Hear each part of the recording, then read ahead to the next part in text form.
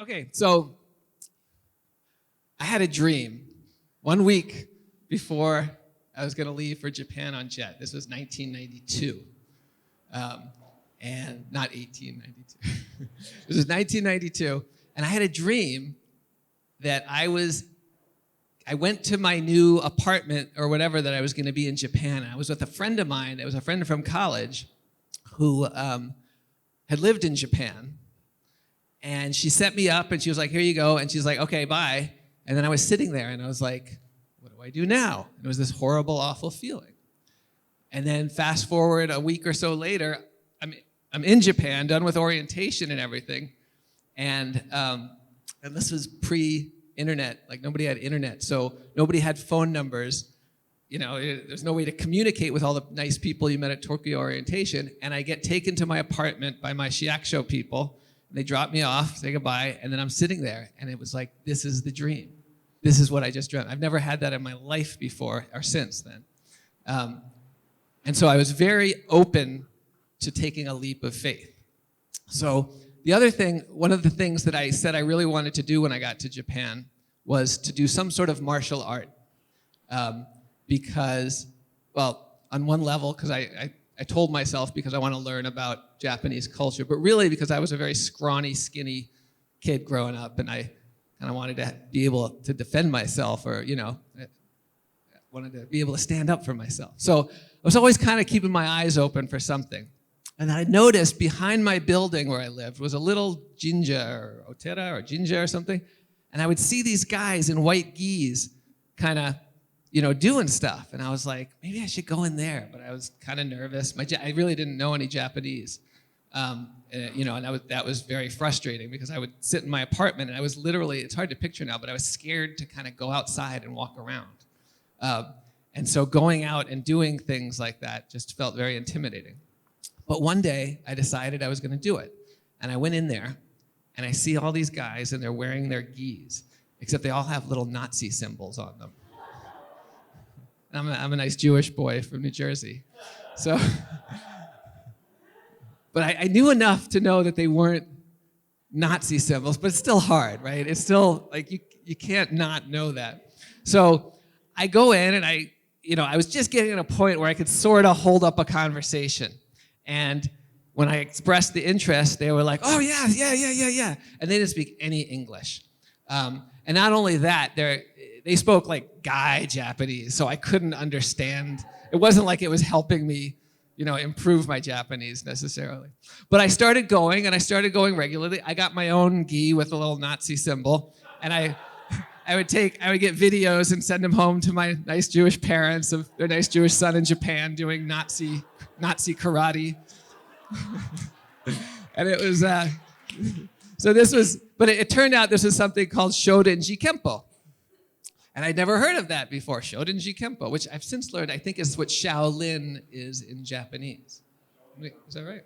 So anyway, I didn't know any of this. So it's this little tiny jinja, and on this little side street right behind me, and I started doing the stuff they do, and it turns out that some of it is like karate stuff, and some of it is like pain holds and things. So it was kind of a mix, and at one point later, it was explained to me that the sensei who did this had kind of a unique mix of things, which is why a number of people would come to this one.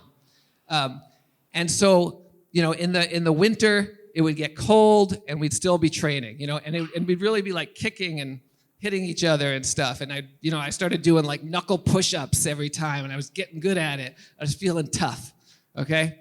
But and the guys there were characters. There was Tsuyoshi, who was, he was really nice. He was like a kind of like a golden retriever mixed with a pit bull. And he was like really nice and friendly and stuff, but he was like, he would go at it hard. And then there was Furuzawa, who was this big guy with like a goatee and wear sunglasses, and his family had a snack, a hostess bar with Filipino women that he took us to one time, who were very nice. It all seemed nice. I found out later he was, like, his father was Yakuza. There was another guy whose name I don't, Morimoto, I think.